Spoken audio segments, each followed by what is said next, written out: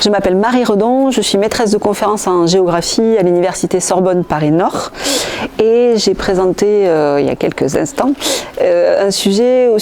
sur les jeux d'argent en Haïti, mais en Haïti et ailleurs, pour montrer que ce qui se passe sur les jeux d'argent en Haïti, ça s'inscrit dans une perspective plus globale de développement et de croissance très forte de ce secteur économique et de démoralisation du rapport au jeu, qui se banalise énormément. Et dans le cas d'Haïti, il s'agissait aussi de montrer en quoi ça participe d'une mondialisation un peu discrète, d'une mondialisation par le bas, d'une mondialisation qui a bas bruit, disons, beaucoup moins spectaculaire que celle des grandes entreprises qui sont toujours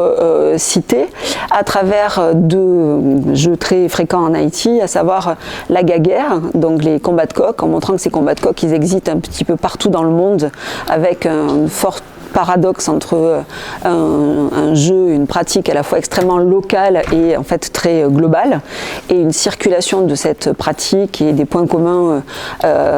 entre les galodromes de la planète, et puis le développement du virtuel, alors qui concerne dans certains pays les combats de coq, on peut faire des combats de coq en virtuel, et une bascule sur la borlette, donc la loterie haïtienne, en montrant que sur cette borlette aussi, on a une modernisation. Alors, j'ai parlé d'une cyberborlette, avec le fait qu'on puisse à la fois voir les résultats en ligne, qu'on puisse désormais jouer aussi en ligne, et qu'il y a une superposition entre une pratique,